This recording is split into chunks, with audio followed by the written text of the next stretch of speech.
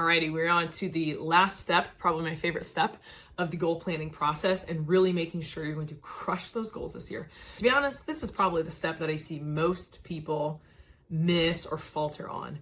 It's really implementing an action plan for yourself to stay on top of those amazing goals that you just set. There's a couple of ways that you can do this. First of all, you need to revisit this plan frequently and actually integrate it into your work. One of the ways that I love to do this for my own work is I have about an hour set aside at the beginning of every week that I call my strategy time.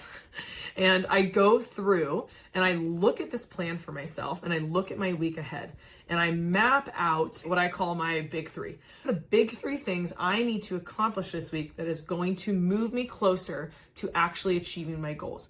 And then I also do this on a daily basis. So I go in and I intentionally mark out some time and give myself some milestones that week that will help me move towards some of these quarterly goals. If you lead a team or you are on a team, a great way to do this is to integrate this type of conversation into a weekly huddle or a one-on-one or even into team meetings. So it's not just enough to integrate it into your daily work and be working on it.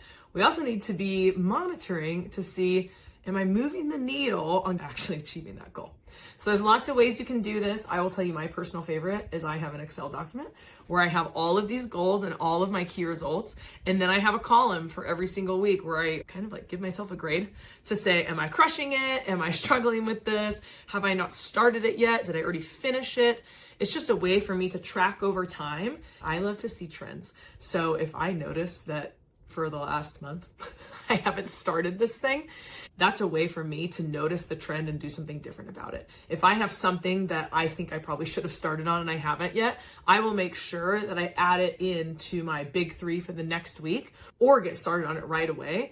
Otherwise, I'll get to the end of the 3-month period and then realize I haven't made any progress on something. And the more you can stay on top of, and be really real with yourself about where you're making progress and where you're not, that's going to help you actually stay on track and make sure you're doing the right things to get to the goals you want to get to. Lastly, I find it so helpful to have an accountability buddy. So those of us like me who are entrepreneurs and just solo people, maybe it's finding another entrepreneur friend or your spouse or just, someone you're close with who you can check in periodically and just share your wins, talk about what's standing in the way, have an open conversation so that you have to talk to somebody else about the things you are achieving or not achieving. If you lead a team or you're on a team, a built-in accountability buddy is your team. So this is where those steps I already talked about integrating into team meetings and one-on-ones and weekly huddles is so important, because if there's somebody else that you are accountable to, you're just so much more likely to make progress on that goal. So the bonus last step, what's next? What do you do with this? I recommend that you revisit this every 3 months. You don't have to necessarily revisit the entire process every 3 months, but it's good to check back in and see if those long-term and mid-range goals have shifted or changed, or what's kind of moving up into your near-term goals. When you come back to this at the 3-month mark, reflect on what worked, reflect on what didn't work, make adjustments, and be real about where you did and did not meet your goals and what you need to change and do going forward so that way you actually do achieve them. Happy goal setting in 2025, and I hope you crush every single goal that you have.